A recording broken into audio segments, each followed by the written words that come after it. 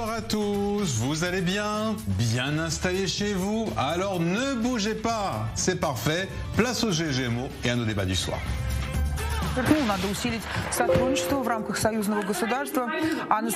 L'éruption d'une journaliste au JT de la télévision russe munie d'une pancarte a fait le tour du monde. Aujourd'hui, elle a été condamnée à une amende, puis libérée. La guerre des images est-elle encore plus urgente à gagner pour l'un ou l'autre camp du conflit? Ce sera notre premier débat à la une.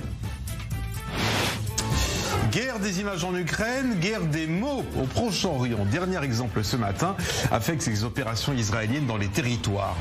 2 morts palestiniens se contentent de répéter lapidairement nos confrères. Sauf que là encore, le choix du vocabulaire a des conséquences et nous en parlerons. Et puis, dans la guerre des clichés, Emmanuel Macron a-t-il raison de poser pour des photos sur Instagram? Est-ce utile au chef d'État, qui est aussi candidat, qui est aussi chef de guerre, ou est-ce déplacé en ce genre de circonstances? Je vous poserai la question en fin d'émission.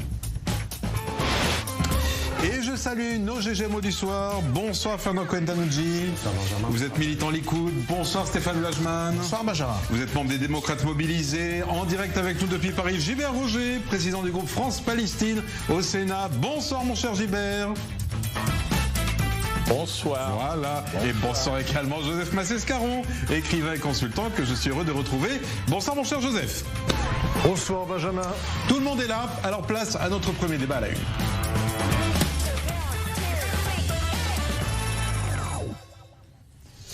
Et d'abord, le point sur la situation en Ukraine. Journée marquée par des bombardements intensifs à Kiev, presque totalement encerclé par les forces russes. Et cette déclaration du président ukrainien, il faut reconnaître, dit-il, que l'Ukraine ne pourra pas intégrer l'OTAN. Alors avant de donner la parole à nos GGMO, j'aimerais savoir si on a la connexion avec Kiev établie. Et on l'a, et on le voit à l'image.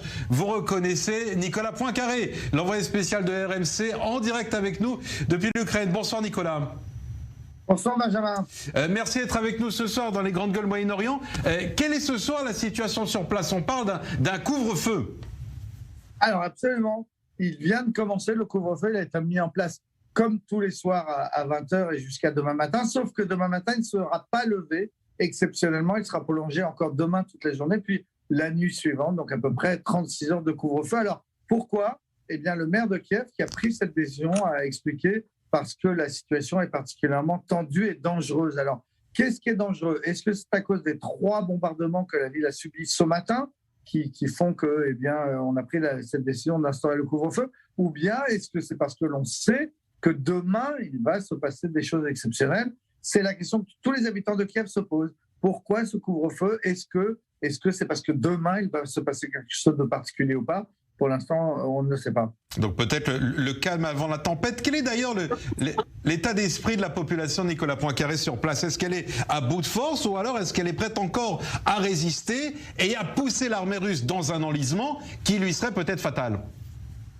Alors moi, les habitants de Kiev, avec lesquels je vis depuis maintenant 8-10 jours, je les trouve incroyablement calmes, civiques, responsables. Et y compris, si vous voulez, cette annonce d'un couvre-feu pour demain n'a pas provoqué aujourd'hui un mouvement de panique. On n'a pas vu les gens se précipiter vers les supermarchés qui sont encore ouverts pour faire des provisions, par exemple.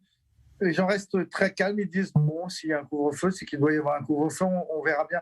Dans les magasins, parce que c'est important, dans une ville qui est sur le point de se faire assiéger, c'est quand même important de faire des provisions, de s'assurer une sorte de sécurité alimentaire pour les jours qui viennent.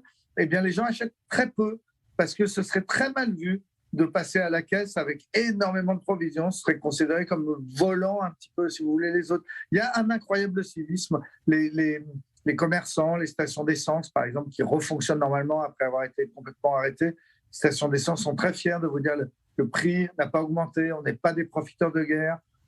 Voilà, les civils, parce que là, je vous parle des civils, les militaires, c'est autre chose.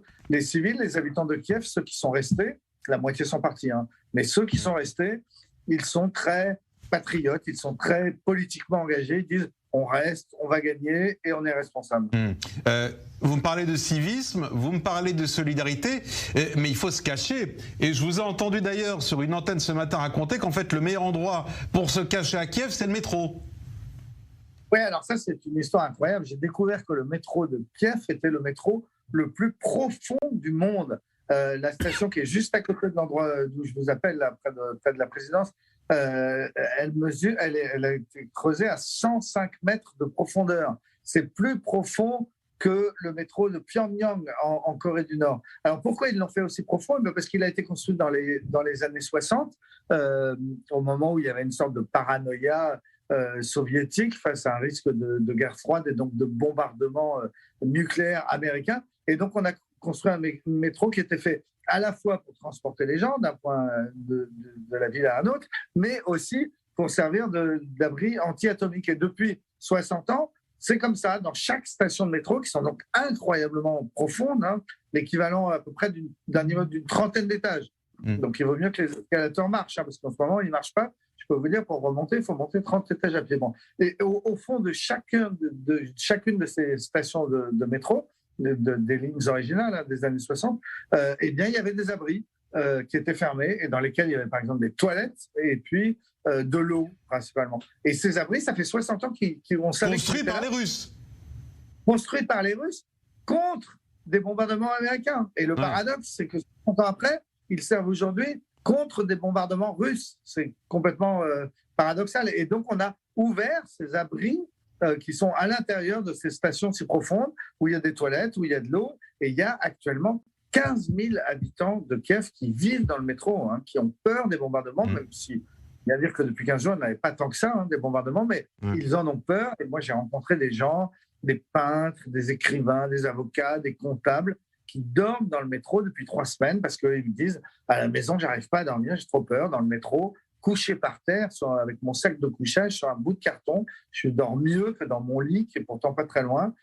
Mais voilà, j'ai peur et je préfère dormir dans le métro. Donc, c'est quand même une histoire incroyable, hein, ce métro construit il y a 60 ans pour protéger des bombardements américains qui aujourd'hui protègent des bombardements russes. Terrible l'ironie de l'histoire. Je vais rappeler pour ceux qui nous rejoignent que vous êtes en direct avec nous depuis Kiev, Nicolas Poincaré. Ce soir avec nos GGMO, on va parler de la guerre de communication et de la guerre d'image dans ce conflit. Est-ce que vous la constatez? Est-ce que vous la vivez sur le terrain?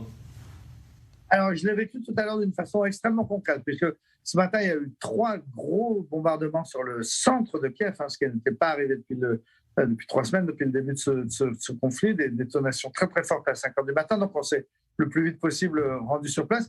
Et un de ces bombardements a eu lieu en plein centre-ville, et on nous a dit, tout le monde disait, ce sont des cibles absolument civiles qui ont été touchées. Les Russes ont tapé des cibles qui ne sont pas militaires, et c'est un scandale. Et alors, arrivé sur place, on a été autorisé à filmer à peu près ce qu'on voulait, à condition de filmer bien vers la gauche. Parce que vers la gauche, il y avait effectivement un immeuble d'habitation qui avait été touché. Et juste derrière, il y avait un immeuble tout neuf, construction tout à fait récente, donc toutes les vitres ont volé alors que cet immeuble venait d'être inauguré. Et puis, il y avait un certain nombre de boutiques tout à fait détruites, etc. Donc ça, on avait le droit de filmer. Et puis, on avait des policiers qui étaient vraiment vigilants autour de nous pour nous dire « vous ne filmez pas sur la droite ». Et j'ai fini par comprendre pourquoi. Eh bien, parce que sur la droite, c'était le siège d'une grande entreprise d'armement ukrainienne. Et une entreprise qui fabrique notamment des roquettes anti-chars, c'est quand même pas rien en temps de guerre, qui est très investie dans l'aéronautique. Alors, on ne sait pas exactement si l'endroit qui a été frappé, c'était un atelier, c'était un endroit où il y a des roquettes, mais c'était en tout cas le siège de cette entreprise. Donc, ça ne légitime pas d'être bombardé en pleine ville. Hein. Je ne suis pas en train de vous dire que les Russes ont raison de... Mais vous voulez montrer en tout cas aux médias que ce sont des victimes civiles et pas du tout des lieux militaires qui étaient visés. Voilà, et là, cette guerre de communication, je l'ai vue d'une façon incroyablement concrète, hein, avec des militaires, des miliciens, des policiers qui surveillent exactement l'angle de votre caméra pour que vous filmiez bien les dégâts civils et surtout pas le dégât militaire qui est juste à côté. Donc effectivement, toute guerre est une guerre d'image, vous le savez aussi bien que moi, hein, mais là, ce matin, on en a eu un exemple concret. Merci beaucoup Nicolas Poincaré, en direct avec nous depuis Kiev. Vous avez peur pour vous aujourd'hui, Nicolas, quand on sait qu'il y a le couvre-feu, mais qu'il sera suivi peut-être d'une offensive encore plus violente, et que dans le contexte actuel, et on l'a vu malheureusement les dernières heures, ni les journalistes, ni les photographes ne sont épargnés? Non, personne n'est à l'abri dans une guerre, mais les journalistes étrangers ne sont pas les plus mal lotis en général. Là, je vous appelle d'un hôtel qui est assez confortable, qui a un abri, qui est assez bien organisé, etc. Il y a des millions de personnes autour de moi, des Ukrainiens, qui sont beaucoup plus en danger que je ne le suis. Merci beaucoup Nicolas Poincaré, envoyé spécial de RMC en direct avec nous depuis Kiev en Ukraine. Merci à vous Nicolas pour tous ces éléments en direct sur place. Donc on rappelle ce soir le début de ces 36 heures de couvre-feu. On verra évidemment quelles seront les suites de ces différents événements. Alors on le disait avec Nicolas Poincaré, pas facile d'être journaliste au cœur de cette guerre d'image, de cette guerre de communication. D'ailleurs, vous avez sans doute vu cette image. Cette image a fait le tour du monde. Une journaliste russe qui a brandi en plein JT une pancarte « Non à la guerre, ne croyez pas à la propagande, on vous ment » aujourd'hui, et elle a été jugée et condamnée à une amende. Joseph Massescaron, puisque c'est vous le plus journaliste d'entre nous, entre Paris et Tel Aviv, on rappelle qu'elle risquait jusqu'à 15 ans de prison. La France réfléchissait même à lui donner l'immunité diplomatique. C'est très surprenant finalement une amende. En fait, ce qu'il faut bien voir, c'est que ce qui s'est passé, le process qui s'est déroulé est à peu près le même qu'il y a eu pour Navalny, c'est-à-dire où il y a des tribunaux. Il y a toujours dans le régime poutinien, il y a des tribunaux, il y a le droit qui est avancé. Donc évidemment, tout cela n'est qu'un string juridique. Hein. Mais ce qu'il faut bien savoir, c'est qu'il y a une sorte là aussi, on est dans une guerre de communication. Et c'est bien que vous preniez cet exemple, Benjamin Petrover, parce que la guerre de communication, c'est aussi les donner à penser et faire croire qu'il n'y a pas de...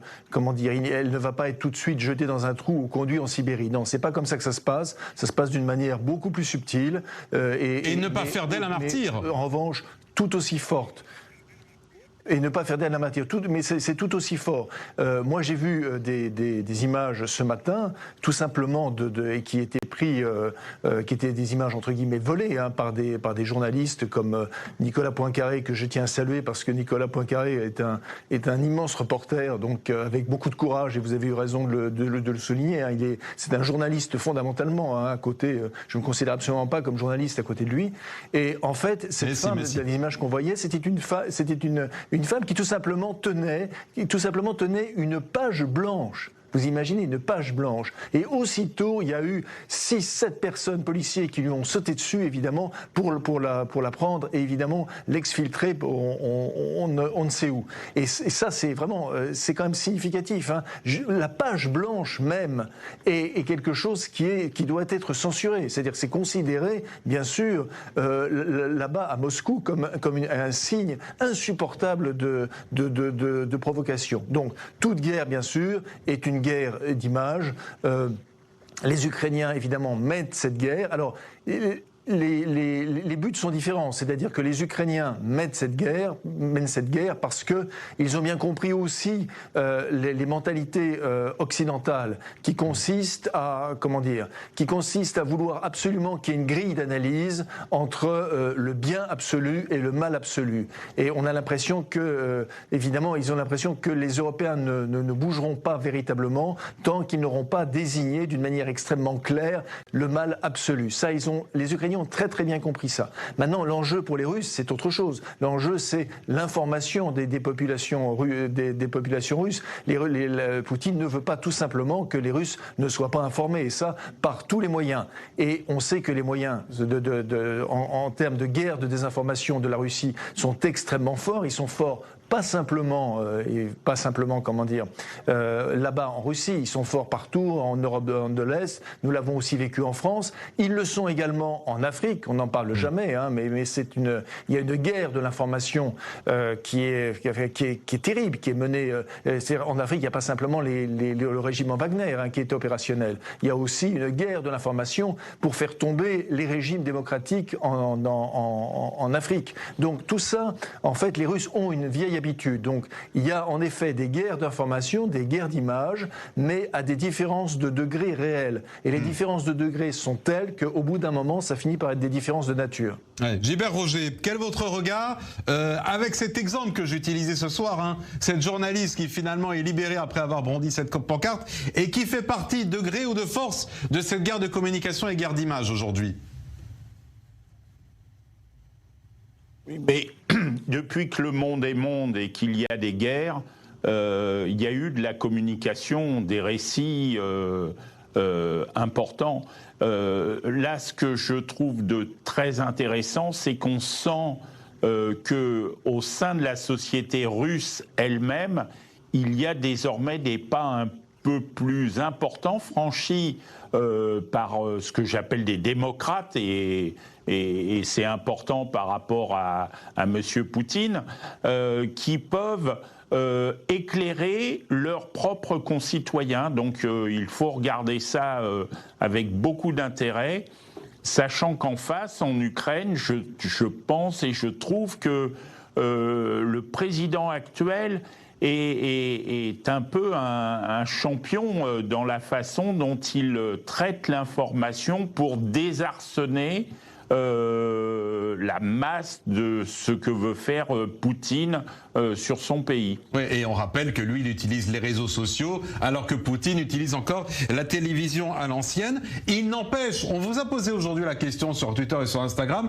on vous a demandé est-ce que pour vous, la couverture médiatique de cette guerre en Ukraine est équilibrée. Ben, figurez-vous que pour ceux qui nous regardent et qui ont participé à cette consultation, eh bien, une très grande majorité, à 78%, 78% de ceux qui ont participé à cette consultation nous disent non, la couverture médiatique de cette guerre en Ukraine n'est pas équilibrée. C'est votre sentiment, Stéphane Blachman? Je ne sais pas ce que ça veut dire équilibré. Équilibré, c'est-à-dire est-ce qu'on prend un parti pris? Mais alors, écoutez, d'abord les médias pro-russes ou pro-ukrainiens. Alors, d'abord, je ne pense pas qu'il existe aujourd'hui de médias totalement neutres, que ce soit des journalistes, que ce soit des journaux, que ce soit des radios ou des télévisions. Ça ne peut pas être totalement neutre. Nous sommes des êtres humains et on ne peut pas être totalement neutre. Donc je pense par contre qu'aujourd'hui, on arrive quand même à avoir une vision claire de ce qui se passe, que ce soit en Russie ou en Ukraine. Et ensuite, effectivement, on a pris le parti des démocrates contre un dictateur autocrate du nom de Poutine. Alors c'est pas la première fois qu'il fait ça, ça fait 20 ans qu'il est au pouvoir, entre les assassinats, les guerres, tout ce qu'il a fait, on n'est pas étonné. Donc il est normal, je dirais, que les médias occidentaux aient un parti pris. J'aurais étonné que ça ne soit pas le cas. Donc voilà, ça n'a rien de nouveau, je dirais, sous le soleil. Ferdinand Cohen-Tannoudji. Moi, je vais répondre à cette question avec un œil un petit peu différent. Comme certains de nos téléspectateurs le savent, j'étais pendant près de 12 jours en Ukraine avec une association... Attendez, on va le voir. Attendez, d'abord répondre à ma question. Alors moi j'ai rencontré, durant ces derniers jours, à peu près 800 journalistes. Pas un ni deux, près de 800, à un point de contrôle en Pologne, un contrôle de frontières. Et je peux vous dire une chose... Vous voulez en parler tout de suite. Alors on va montrer les images et vous me parlerez après. Voilà. Puisque vous étiez à la frontière entre la Pologne et l'Ukraine, et on a les images, regardez. Comme vous le voyez derrière moi, je suis situé à l'heure actuelle à la frontière entre l'Ukraine qui commence ici et la Pologne. Vous pouvez constater sur ces images que les réfugiés qui arrivent, qui ont fait souvent des dizaines de kilomètres à pied, sont souvent des mères de famille avec leurs enfants. Et les images sont très difficiles. Elles attendent ici à la frontière pendant 1 heure, 2 heures, 3 heures afin de pouvoir les faire entrer ici en Pologne et en Europe. Voilà, donc Ferdinand Cohen-Tannoudji, vous étiez à Médica. C'est à la frontière entre la Pologne et l'Ukraine, sur la route qui mène à Lviv. Et vous y étiez de fin février jusqu'au 11 mars. Absolument. Ouais. J'y étais avec une association qui s'appelle Sauveteurs sans frontières. Et avec cette association, nous avons l'habitude de nous rendre dans des points de crise. C'est-à-dire, ça peut être un tremblement de terre, ça peut être une catastrophe naturelle, mais ça peut être aussi une guerre civile, ou ici d'accueillir des réfugiés. Nous sommes allés en Jordanie et aujourd'hui, enfin hier, c'était en Ukraine. Puisque le sujet est évidemment les médias, et je reviens immédiatement à ce point, j'ai vu au centimètre carré, presque au kilomètre carré, presque entre 600 et 800 journalistes. Je ne sais pas si vous imaginez, il y avait presque autant de journalistes que de réfugiés qui arrivaient par jour. Et on s'est rendu compte sur place que c'était les journalistes qui faisaient quasiment la loi de ce qui se passait. On n'a quasiment pas vu de politiciens. Ça veut dire quoi faire la loi? C'est-à-dire, c'est eux qui déterminaient en fait quel allait être le sujet du jour, quel était le sujet le plus important à mettre en avant. Est-ce qu'aujourd'hui il allait être pro-Poutine, moins Poutine, plus du côté de la Pologne, plus du côté de l'Europe, et on s'est rendu compte, ou alors plus du côté... Pardonnez-moi, mais un journaliste en général, il vient chercher l'info sur le terrain. Absolument. Ils vous interrogent, ils vous posent des questions. Absolument, mais pas seulement. Il y a toujours plein d'interprétations. Même dans les questions, il y a souvent une interprétation qui est sous-jacente. Lorsqu'on demande à quelqu'un combien de mafionnaires vous avez vu qui se promenaient à la sortie des autobus, des mères de famille et des enfants qui descendaient des autobus en provenance d'Ukraine, on se rend bien compte ici qu'il y a un problème qui est de trouver une information croustillante et seulement croustillante. Deuxième point, lorsque on a vu aussi d'autres types d'informations qui est les discriminations raciales. Lorsque des journalistes vous posent la question, Fernand, est-ce que vous avez vu souvent des étudiants qui avaient étudié en Ukraine, d'originaire du Gabon, du Tchad, de la Centrafrique, du Maroc et du Népal ou d'Inde, est-ce qu'ils avaient des blessures physiques? Donc, ce sont là aussi des questions qui peuvent être revenues. Je peux comprendre la question parce que c'est vrai qu'au tout début de cette guerre, on a vu aussi arriver des images de personnes de couleur que l'on refusait à la frontière. Absolument. C'était vrai aussi. Alors, donc je peux comprendre que les journalistes sur place, puisque vous étiez un témoin privilégié, vous posent la question. Il n'y a aucun doute. Il faut comprendre aussi que cette information n'est pas une information, ça correspond à peu près à 2 à 3% des événements de la frontière. C'est pas le sujet du jour, c'était pas aujourd'hui les émigrés qui arrivent d'Ukraine. Alors qu'est-ce que vous avez vécu vous à la frontière ? On a vécu un drame. On a tout simplement vécu un drame humanitaire. On a soigné environ entre 150 et 200 personnes par jour. Des gens qui au début... Donc c'est des réfugiés ukrainiens qui arrivaient à la frontière polonaise et que vous preniez en main. Voilà, c'était ça. Le but de l'opération était celui-là. Le deuxième but était évidemment de porter secours et d'apporter des médicaments à l'intérieur de l'Ukraine, c'est-à-dire à Lviv, à Kiev, à Odessa. Et tous les jours, nous avions des WhatsApp qui nous disaient à Odessa, on a besoin de garrots, d'antibiotiques par voie veineuse, etc. Donc tous les jours, nous préparions des colis pour les envoyer au-delà de la frontière. J'ai même eu la chance ou l'honneur de prendre avec moi un convoi avec 150 kilos de médicaments de l'autre côté de la frontière. Et je dois vous dire que la situation était terrible. Vous n'avez pas essayé d'aller plus loin dans les terres ukrainiennes? C'était pas possible? Alors, vous l'avez tenté, vous l'avez essayé? Alors, c'était couru d'avance qu'il fallait rester à la frontière? Alors, je suis passé de l'autre côté de la frontière, à presque 150 km dans les terres ukrainiennes. Ah, tout de même, 150 km? Oui. Ouais. Lviv était à peu près 1h30 de route. Voilà, ouais. Jusqu'à Lviv. L'idée était la suivante. Nous avons 41 volontaires de Sauveteurs sans frontières qui sont actifs aujourd'hui en Ukraine, et ces derniers avaient organisé des transports pour venir chercher le matériel que j'y avais déposé. D'accord. Mais donc vous n'avez pas essayé de rester un petit peu plus longtemps à Lviv? Vous êtes reparti? Ça servait à rien. Ouais. Pour moi, à mon niveau, ça servait à pas grand-chose. On a organisé un second voyage, un troisième voyage, à chaque fois pour apporter du matériel médical, mais aussi pour secourir des Ukrainiens qui étaient juifs ou qui voulaient émigrer en Israël, et on les a ramenés en Israël. On rappelle que Lviv, avant la guerre, d'ailleurs, était la guerre, avant la Deuxième Guerre mondiale, était aussi une grande ville juive. J'ai l'impression que vous avez été choqué par les images que vous avez vues. Ah oui, totalement. Il faut comprendre que vous vivez en dehors du monde, en dehors du temps. C'est gérer deux équipes, une équipe de 7 personnes dans la journée avec des médecins, des paramédics et des secouristes et des infirmières. Je tiens à remercier bien évidemment Malka, qui est notre infirmière en chef, qui a géré d'une main de maître cette aventure terrible. Pourtant, je vous sens ému, et pourtant, ici en Israël, vous en avez vécu des guerres, Fernand Cohen-Tanucci. Oui. Ouais. Oui, mais il n'y a rien de comparable. Ici, c'est un drame humain. Ici, on est en plein drame humain. Un drame humain, toutes les secondes, vous voyez des bus entiers qui se déversent, des familles divisées. Et ça, les médias, aujourd'hui, ont la main mise sur ces images. Et c'est tant mieux qu'elles soient là. Ne me faites pas dire ce que j'ai dit. C'est tant mieux qu'elles soient là. On essaye de relayer au mieux. Voilà. Merci Fernand Cohen-Tanucci pour votre témoignage. On se retrouve évidemment dans quelques instants pour la seconde partie des GG Mots. Bon, on va parler justement d'un autre conflit. Non pas des images, mais des mots. Ici au Proche-Orient.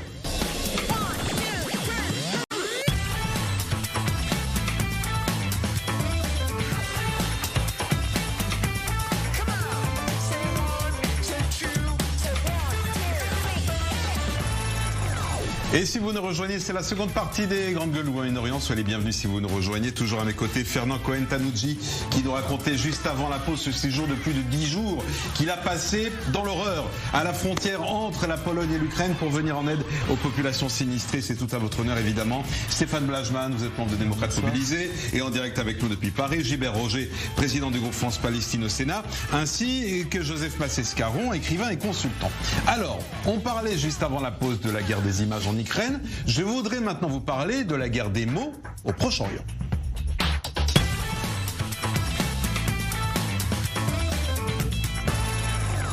Et oui, car tôt ce matin, dans le camp de réfugiés de Balata, près de Naplouse, une opération de l'armée israélienne se déroulait de la façon suivante. La situation a dégénéré, un Palestinien à moto a foncé sur les officiers, a sorti une arme, a tiré sur eux. Les forces israéliennes ont répliqué et l'ont abattu. Et qu'est-ce que j'ai reçu à mon réveil sur mon téléphone? Eh bien, regardez le push qui est arrivé. Un adolescent palestinien tué par les forces israéliennes en Cisjordanie. Un peu plus tard, dans un autre camp, Kalandia, près de Ramallah, la police arrête 2 hommes suspectés de terrorisme. Des affrontements éclatent, des Palestiniens jettent des objets lourds depuis les toits, et quand on dit objets lourds, parfois ce sont des parpaings, parfois ce sont même des lave-linges. La police les disperse à balles réelles, faisant une nouvelle victime, et le push suivant que je reçois sur mon téléphone, un 2e Palestinien tué par les forces israéliennes en Cisjordanie. Au final, sur toutes les chaînes info, on a vu tourner en boucle le bandeau mentionnant simplement l'idée que 2 Palestiniens, ce qui est vrai, ont été tués en Cisjordanie, mais pas les circonstances que je viens de vous évoquer. Alors évidemment, vous allez me dire, mais oui, c'est normal, il faut faire court, il n'y a pas de place, ça ne tient pas sur un téléphone. Eh bien, c'est pas vrai. Regardez par exemple ce qui s'est passé samedi à Marseille. Un homme armé d'un couteau a blessé un policier municipal. Ça s'est passé sur le Vieux-Port. Il a alors été tué par l'un des collègues du policier. Et voici le push.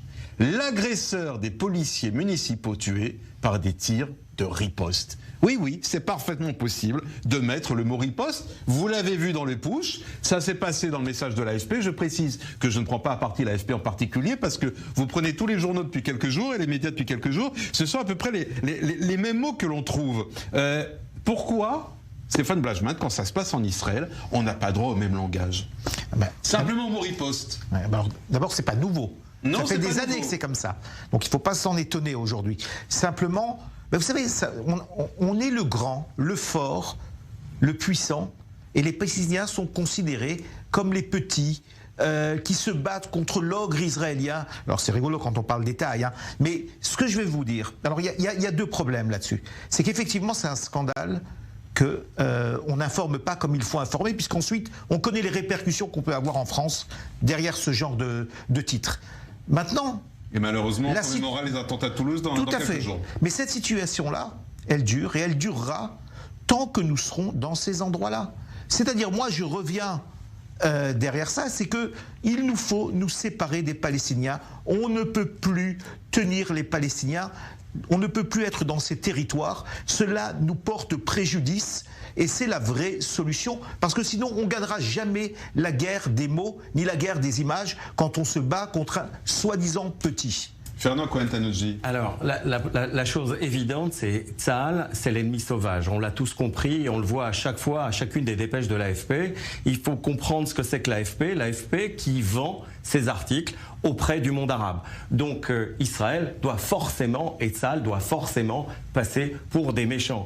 Et le vrai ennemi du peuple palestinien, ou des Palestiniens, puisque la notion de peuple palestinien est quelque chose à mettre entre guillemets, bien évidemment, ce sont les chercheurs. C'est pas le sujet du soir. Voilà, ce sont les chercheurs et les universitaires, les archéologues. C'est pas Tsahal, c'est pas les F-35, et c'est pas les forces spéciales qui rentrent dans Balata. Ce sont leurs dirigeants. C'est pas les forces spéciales qui rentrent pour aller descendre un terroriste et rentrer à la maison après. C'est pas ça. La vraie problématique. Là, ils venaient pour les arrêter, je précise. Attention. Oui, enfin, ils peuvent venir les arrêter ou si ça se passe mal, d'en finir avec eux. Et c'est une excellente chose. Maintenant, soyons bien clairs. L'ennemi, c'est pas Tsahal. L'ennemi, avant tout, c'est le narratif du peuple palestinien. Avant 48, qu'est-ce qu'il y avait dans cette région? Eh bien, demandez à un archéologue, il vous répondra, il n'y avait rien.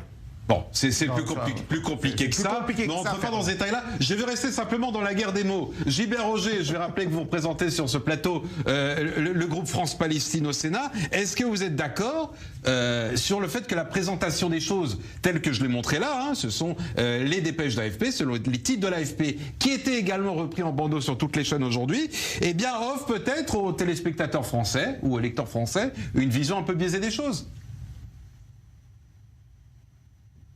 Non, d'abord l'AFP est une grande agence nationale et à envergure internationale de réputation mondiale pour le sérieux de ses communiqués et de ses articles, de ses photos transmises.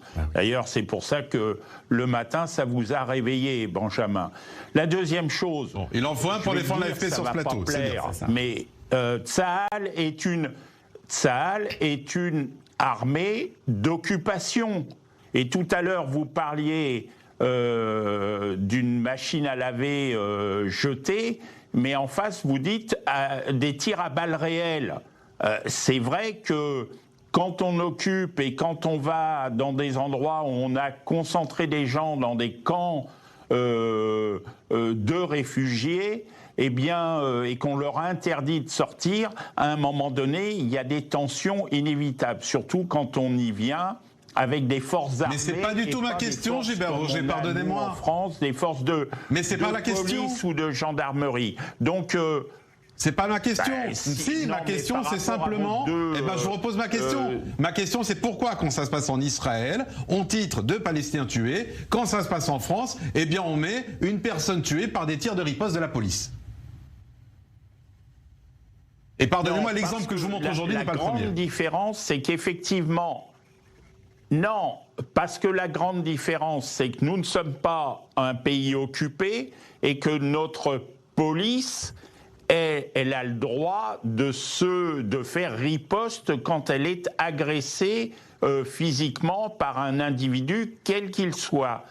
Or, la grande différence, c'est que l'armée, vous l'avez envoyée, elle a été envoyée dans ce camp de réfugiés et qu'elle n'y vient qu'à tir de balles réelles. C'est pas de la gendarmerie et c'est pas de la police qu'on appelle chez nous républicaine. C'est différent de l'armée. Oui, mais monsieur Roger, c'est un scandale ce que vous dites. Ne va pas faire des interventions dans le territoire national. Non, c'est un scandale ce que vous dites. Parce qu'on peut se rejoindre sur une chose, qu'Israël n'a plus rien à faire là-bas. On va être d'accord là-dessus. Mais par contre, je suis absolument pas d'accord avec vous.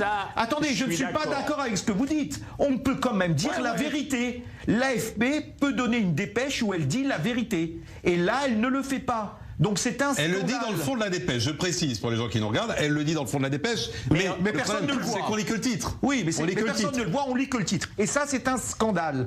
On devrait dire la vérité. Ensuite, on peut avoir des opinions politiques sur la présence d'Israël dans les territoires ou pas, mais nous devons donner la véracité des faits, et c'est ce qui est très important, et ça crée un antisémitisme en France quand on ment aux lecteurs. Le drame, Monsieur le sénateur, cher ami, le drame, c'est que désormais, quand il y a ce type d'intervention, en France, dans les journaux, je l'ai lu ce matin dans le Figaro, je l'ai vu dans d'autres journaux, Le Parisien, Libération, c'est 4 lignes, 5 lignes, parce que c'est tellement courant et ça dure depuis tellement d'années qu'on finit par, hélas, s'habituer à cette violence du quotidien. Oui, mais justement, dans ces 4 lignes, on oublie de préciser les circonstances. Et c'est ça ma question du soir. C'est justement à force de descendre après ces 4 lignes, les circonstances, eh bien le téléspectateur pense que simplement l'armée est rentrée à tuer 2 adolescents. C'est ça ma question. C'est ça ma question. Benjamin, je vous aime bien. Oui, moi aussi je vous aime beaucoup, Gilbert Roger. Racontez-nous pourquoi l'armée est arrivé au petit matin sans prévenir dans un camp et que c'est l'armée C'est pas ma question. Attraper un terroriste. C'est pas La réponse est claire, elle est unique pour attraper un terroriste. Voilà. C'est une évidence. Je crois que si vous ne voulez pas le comprendre, je vous propose de venir à la maison chez moi. Je vous ferai peut-être une visite. Je vous ferai une visite de ce qui se passe aujourd'hui en Judée-Samarie et vous allez comprendre de façon claire que lorsque l'armée intervient, et j'ai fait 17 ans. Cisjordanie. Pour vous, ça s'appelle la Cisjordanie. Pour moi, ça s'appelle la Judée-Samarie. En Judée-Samarie. En Judée-Samarie, territoire indivisible de l'État d'Israël. Bon, Judée-Samarie ou Cisjordanie, Non, on chacun parle du choisit même son territoire. mot. Je voudrais entendre Joseph Massescaron, qu'on n'a pas encore entendu sur ce thème-là, Joseph, Mais et je reviens là-dessus. La question du soir, c'est pas... Pardonnez-moi, messieurs, la question ce soir, c'est pas Cisjordanie ou Judée-Samarie. La question, c'est comment on répète un événement et on raconte un événement à des téléspectateurs, à des auditeurs, ou simplement sur un push alert d'une ligne. Joseph. Et je crois que là, je vais revenir aussi à la première séquence, c'est-à-dire on peut très bien, en effet, expliquer ce qui se passe en Ukraine en faisant une sorte de phénoménologie de ce que d'un certain nombre de provocations américaines. Et ça, c'est aussi, ça, on peut très bien le faire, hein. C'est-à-dire du fait que des présidents successifs ont proposé que l'Ukraine rejoigne l'OTAN. On peut très bien faire ça, on peut très bien. Mais il y a d'abord, quand on est journaliste, on commence par donner le fait exact. Après, on fait l'analyse. Après, on explique ce qui vient d'être expliqué. Mais d'abord, on commence par donner le fait exact et d'une manière précise, hein. Et c'est ça qui est important. Et là, évidemment, ce n'est pas fait. Bien sûr que l'AFP est connue mondialement, mais l'AFP, elle est composée également de journalistes qui ont aussi leur opinion, comme ça a été rappelé tout à l'heure. Hein, je dirais que de toute façon, selon une phrase célèbre, là où il y a de l'homme, il y a de l'hommerie. Donc évidemment, là où il y a des journalistes, il y a des journalisteries. C'est-à-dire qu'il y a en effet le fait de ne pas donner exactement, tout à fait, l'information. Moi, ça me pose un problème parce que en France, nous sommes, bien comme on le sait, assis sur un baril de poudre. Donc, ce type de titre qui est repris exactement de cette manière-là, ça veut dire évidemment que on ne va pas tourner autour du pot entre nous ici, hein. Ça veut dire que les Juifs sont des assassins. Voilà, c'est ça ce que ça veut dire. Quand on lit ça, c'est évidemment des personnes qui vont lire, qui vont s'arrêter à ça, qui ne vont pas lire l'article, c'est évidemment ce qu'ils vont retenir. Donc, moi, je suis pour qu'on donne exactement, on donne exactement et très précisément, quand un fait se relate, qu'on choisisse les mots, la langue française est assez précise et assez riche pour ça, et qu'on se tienne à ça. Merci mon cher Joseph. Est-ce que ça a convaincu Gilbert Roger ? Oui, mais moi je suis pour les mots précis, mais quand vous prenez l'ensemble de l'article de l'AFP, on voit bien que c'est une opération militaire. Mais j'ai pas critiqué l'ensemble de l'article. Organisée dans... La question, elle ne porte pas sur l'ensemble de l'article. Depuis le début de l'émission, je vous explique, mon cher Gilbert, que la question porte sur un push ou sur des bandeaux qui apparaissent au bas des chaînes info. Et c'est ça que les gens regardent. Oui, ils vont pas lire une dépêche d'une page et demie, vous le savez bien comme moi. La titraille.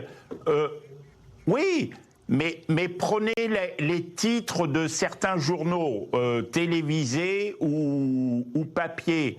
Parfois, ça n'a rien à voir avec l'article qui est donné derrière. C'est ce que les gens voient, évidemment. D'ailleurs, souvent, et peut-être vous pourriez le dire, ceux qui écrivent les titres ne sont pas ceux qui écrivent l'article.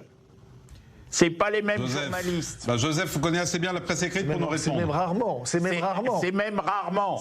Voilà. Donc alors, on peut comprendre que dans les titres de push, ce n'est pas le journaliste qui a fait le papier de fond, mais c'est un autre et qui raccourcit pour mettre ce qui lui paraît bien. Mais alors pourquoi vous ne condamnez pas ça ?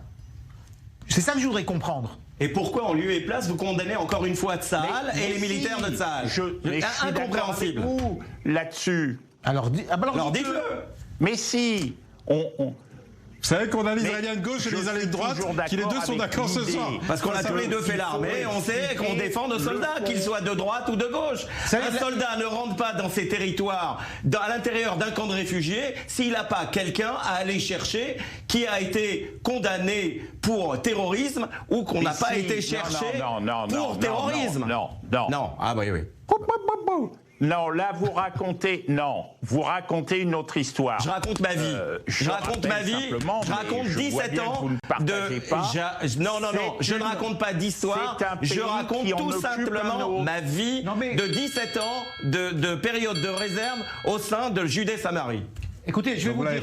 Mais pardon, s'il vous plaît. Attendez, Gilbert. C'est une occupation. Gilbert, encore une fois, la question ne porte même pas sur les opérations de nuit de Tsahal, parce qu'on le lit régulièrement. Quand malheureusement il y a un attentat au couteau à Jérusalem, et il y en a eu beaucoup, on a régulièrement aussi le bandeau Jérusalem, : un Palestinien tué.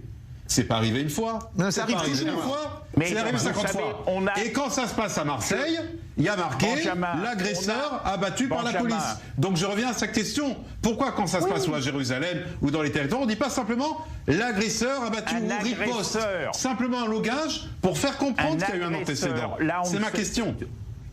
Mais la titraille, c'est autre chose. Mais Benjamin, ici en France, on a aussi une autre forme d'interrogation sur les communications gouvernementales dans votre pays, en Israël. Parce que ici, on a le sentiment, par exemple, que sur la Russie, il y a moins de condamnations parce qu'en même temps, il y a un petit arrangement pour permettre de faire des interventions sans difficulté sur le territoire de l'Iran. Et que là, il vous faut le bonus de Poutine. Vous dites-vous. Moi, j'interroge la presse, vous interrogez le gouvernement israélien. Il n'y a personne du gouvernement israélien ici. Non, mais monsieur Roger, je vais vous dire. La meilleure défense, c'est l'attaque, comme le dit Gainsbourg. C'est habillé, mon cher Gilbert Roger. Benjamin, mais le Likoud n'est plus au pouvoir. Donc, de toute façon, ça n'a rien à voir. S'il vous plaît, il faut qu'on avance. Mais monsieur, je voudrais juste une chose. Stéphane Blachman, s'il vous plaît. Monsieur Roger, vous savez, monsieur Fernand et moi, on n'a pas du tout la même vision d'Israël, et moi personnellement je pourrais vous rejoindre sur le fait que je pense que les Palestiniens devraient avoir un État, mais c'est un vrai problème pour moi de vous rejoindre quand je vous entends refuser de dire la vérité et de condamner ces titres qui sont des appels au meurtre pour la communauté juive en France. On ne peut pas mentir. Vous me dites un adolescent, mais vous savez, si vous avez 17 ans et qu'il a un couteau et qu'il tire sur quelqu'un, le fait qu'il ait 17 ou 25 ans, ça ne change rien. Donc ces titres sont provocateurs et sont dangereux. Et vous devriez les condamner si vous voulez vraiment soutenir le peuple palestinien. Mais moi, en ce qui concerne, vous le savez, à chaque fois que je participe dans ces émissions, je le dis, donc je le redis à nouveau, il est hors de question d'accepter, de cautionner toute tentative d'agression, d'assassinat avec des armes. Voilà. Bien, donc, alors c'est dit. Il est hors de question de dire que on continue à soumettre ça. Mais il y a une différence, c'est une armée d'occupation. Bon, on a fait le débat, chacun a dit ce qu'il pensait, je pense que le téléspectateur s'est fait aussi une opinion. Il nous reste 10 minutes tout juste, et l'horloge tourne, mais aussi le compteur. 26 jours nous séparent du premier jour de l'élection présidentielle.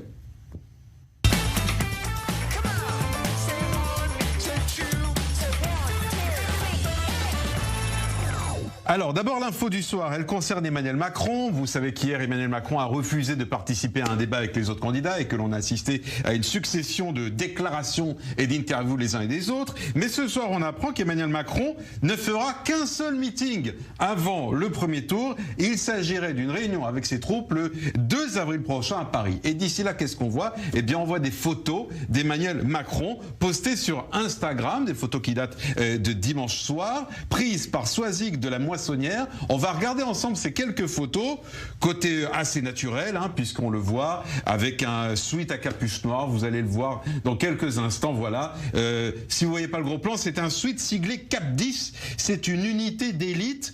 Joseph Massescaron, est-ce que c'est vraiment de bonne aloi en cette période de poser comme ça? Et est-ce que c'est vraiment utile? Je ne sais pas si c'est le candidat qui choisit de poster ses photos ou le président d'ailleurs. Mais Benjamin, évidemment, vous êtes taquin et dans votre question, il y a la réponse. Je ne sais pas si c'est utile. Ce que je sais en revanche, c'est que Emmanuel Macron ne peut pas s'en empêcher. C'est-à-dire que dès qu'il voit une panoplie, c'est comme Trudeau. Trudeau, dès qu'il voit une coiffe, il faut qu'il se la mette sur la tête. C'est plus fort que lui.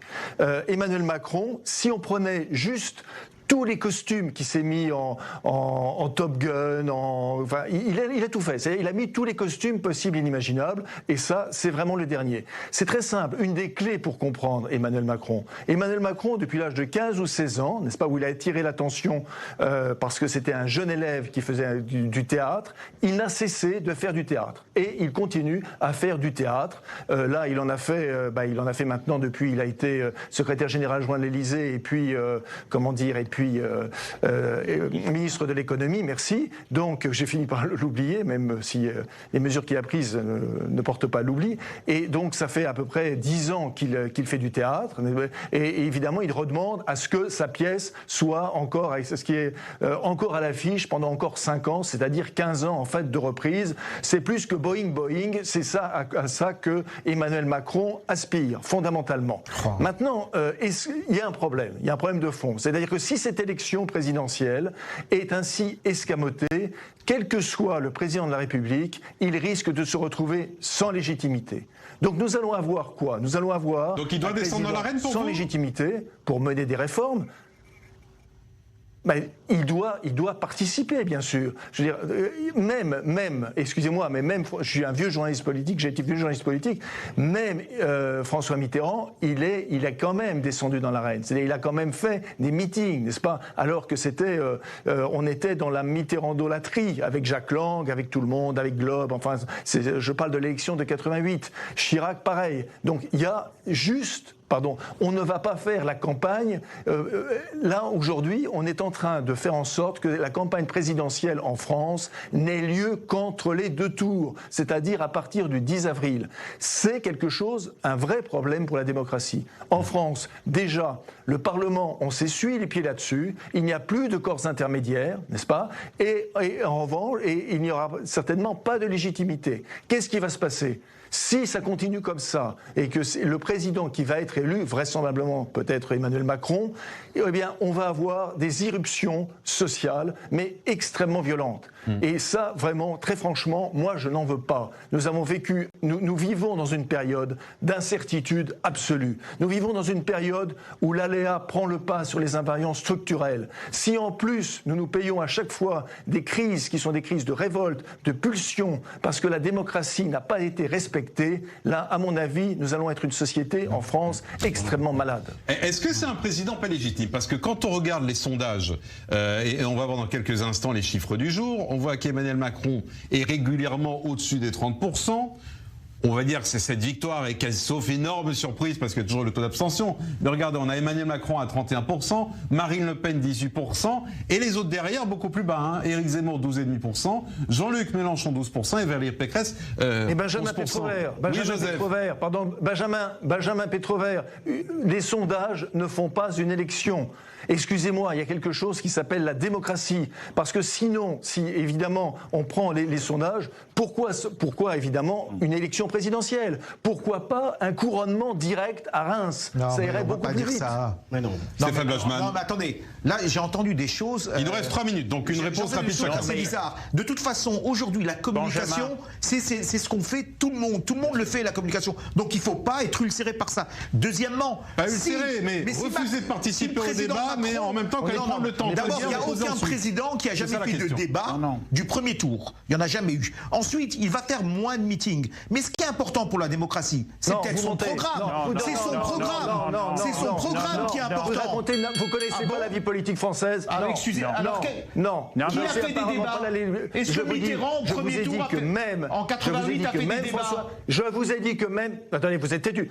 Écoutez-moi 2 secondes, je vous ai dit, je n'ai pas parlé de débat, je suis très précis justement, je suis très précis dans mes propos, je l'ai été justement...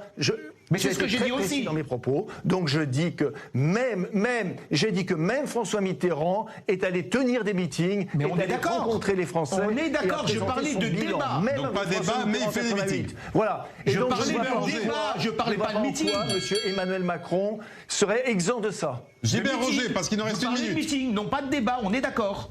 C'est ce que je disais. Je parlais de débat. Oui, je disais pour rejoindre. Le Parlement a été mis en suspension depuis le 28 février et jusqu'au 29 juin, alors qu'on est dans une guerre en Europe, alors qu'il y a une crise sociale importante, alors il fallait regarder la télé sur BFM tout à l'heure, les camionneurs qui commencent à se rassembler par région pour le prix du gazole et de l'essence. Alors qu'il y a la Corse. Et il y a la Corse. Et il y a la Corse. Et il y a la Corse. Voilà. Où on a quand même laissé un de nos compatriotes se faire lyncher et peut-être assassiner par un djihadiste. Enfin, et en même temps, on ne parle pas de tout ça. Et on se montre avec un t-shirt et avec des images choisies. Ça risque d'être un problème. Moi, je rappelle que Lionel Jospin, je suis un grand admirateur de Lionel Jospin, mais tout le monde pensait, peut-être lui aussi, à un moment donné, il serait désigné pour le 2e tour. Il ne l'a pas été. Et on a eu le choc de 2002 derrière. Bien. Que M. Macron ne soit peut-être même pas au 2e tour. C'est possible. Suivre donc. En tout cas, c'est vrai que c'est un point d'interrogation. Fernand Cohen-Tannoudji, en 15 secondes. En 15 secondes, le choix aujourd'hui de la France, ce n'est plus bling-bling, c'est plus Flamby, c'est Jupiter. Voilà. Voilà. Et on revient aux questions du début de mandat. Voilà, qui se posait déjà au début d'Emmanuel Macron. Merci à tous d'avoir été avec nous ce soir. Preuve en tout cas qu'on a écouté tous les points de vue. Et merci à tous parce que c'est parfois compliqué, mais en tout cas, les grandes gueules Moyen-Orient permettent à chacun de s'exprimer. Merci donc Gilbert Roger pour votre présence. Merci Joseph Massescaron, merci Stéphane Bachmann et merci Fernand Cohen-Tannoudji. On se retrouve demain soir à partir de 20h de Paris, 21h, heure de Tel Aviv. À demain.